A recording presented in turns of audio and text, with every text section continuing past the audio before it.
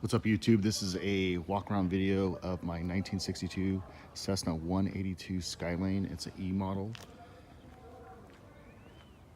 Currently I have it on for sale on Barnstormers. Let's do an overview. Walk around here.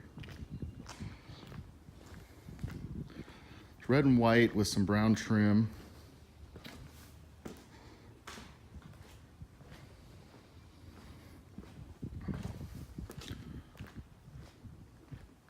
I originally purchased it in around 2008. We've done some work to it, some basic upgrades. We got the one-piece windshield. Went ahead and replaced, usually this model Cessna will have a center metal strip. And starting from the front, it's an 0470, 230 horsepower, 0470R. Has over, last count, it was 1,662 hours, 1,500 TBO on this engine, so it's 162 hours over TBO.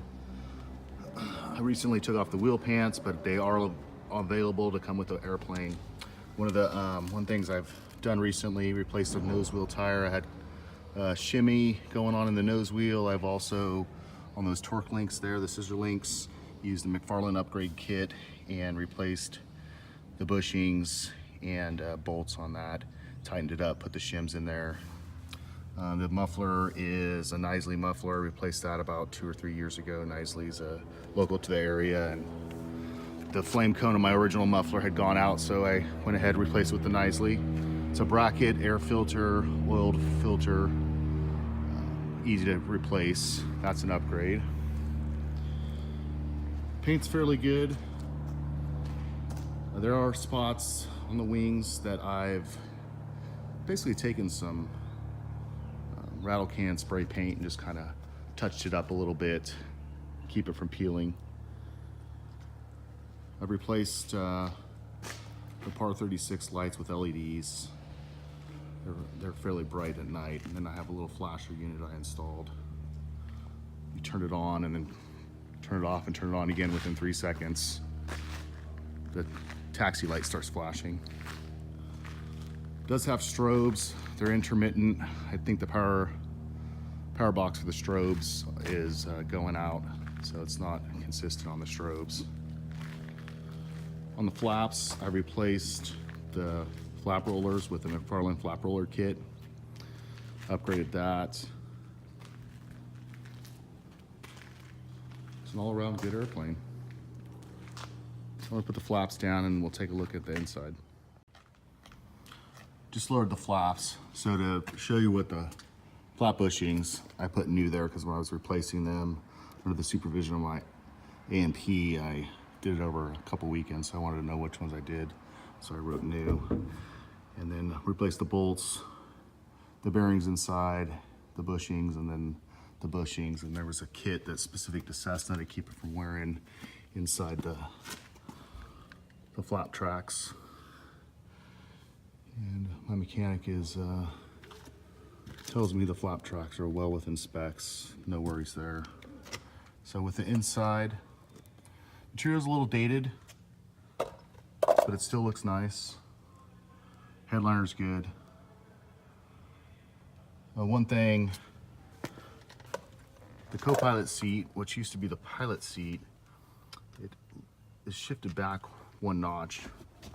The cam on the articulating seat to lean it back, the first notch wore, and so it leans back under the second notch. So I put it into the co-pilot side, and the pilot side is solid. They're articulating, both of them raise up and down. Both of them go back and forward. Flap tracks are good, well within specs. I do use a safety stop there just for added measure, but everything's works really well, satisfaction. So 1962 model year, I believe it was built in December '61, so on the registration, it may say 1961, but it is a 62 model. It has kind of the shotgun panel of that air, where it's not the six-pack that normally is arranged. Attitude indicator, directional gyro, airspeed indicator, altitude, altimeter, turn coordinator, vertical speed. A few years ago, I was getting erroneous airspeed readings, so I sent it back to Aircraft Quality Instruments, and they refurbished my airspeed indicator. And then I had manifold pressure issues, and then they refurbished my manifold pressure gauge. So it's controllable pitch propeller, so you got a manifold pressure and RPM. Currently we're at 1662.21 on the TAC, which I believe also is the since major overhaul. If I remember in the logbooks, I think that this particular TAC had 14 hours on it when the overhaul was completed, so we're probably talking about 1640, high 40s on the hour meter. But in recent years, mechanic has just shifted to using the TAC as the hour meter for the since major overhaul. Vacuum gauge, the volt meter. It's Navomatic 300. It's not hooked up. The servo is in the wing for the wing leveler. I just never had messed with it or spent the money to try to make it work. All the gauges here are the Cessna standard gauges. And then 1 point exhaust gas temperature. It's on the cylinder on the right rear cylinder. I believe that's number 5 or number 1. It's in the rear. Your flap indicator, ELT, and a 12-volt outlet.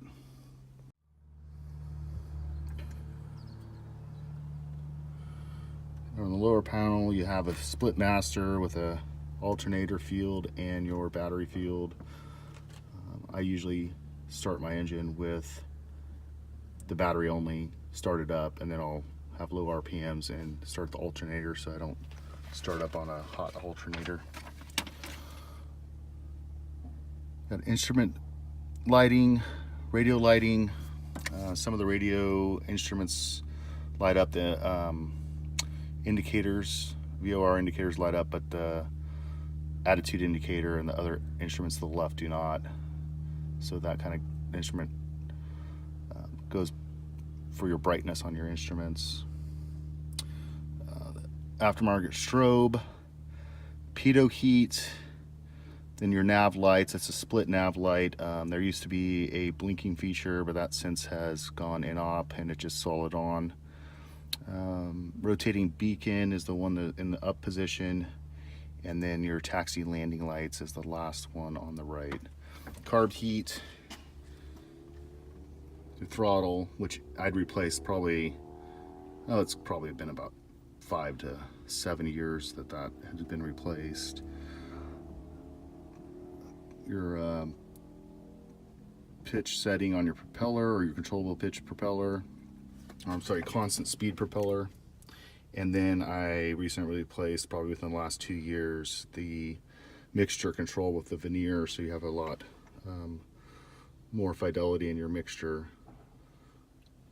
And then the flap switch, it's not a setting. You hold it down and the flaps go down. You let go, the flaps stop. Then you pull it up to put them up. So it's not a set and forget. You have to be on the button. In this model year, the back seat had a hat shelf.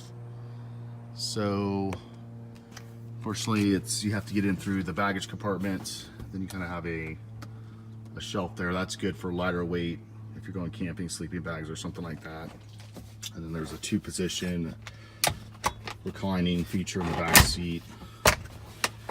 You can pull them forward against the material and maybe put some items back there from the front.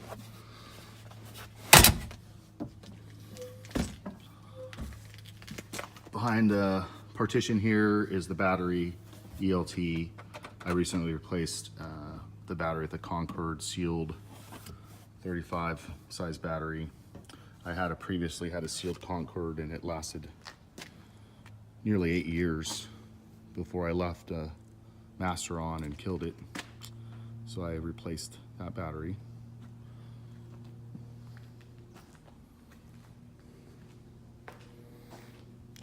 For this year's Cessna, this was the first year they had a trim tab.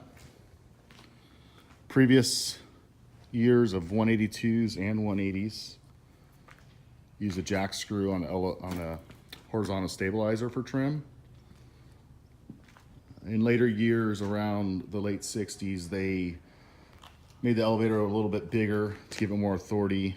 You do run out of elevator sometimes just because the trim tab in the elevator, if you have a nose heavy situation, it's harder to go into the flare.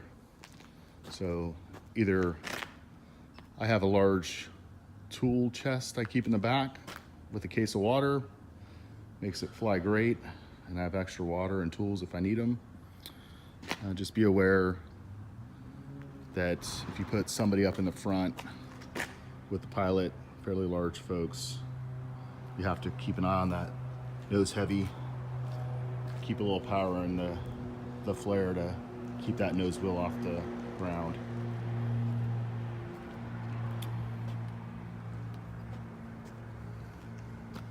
Also had redone all the seals inside the nose fork piston. We did that a few years ago. I'll have to look in the logbooks. As far as oil in the belly, this is probably almost a year and a half worth, and I haven't cleaned it yet, so not too bad, but there is typical aircraft engine black soot on the belly of the aircraft. As far as the engine goes, still runs strong. It does use a little bit of oil, but that's typical for chrome cylinders.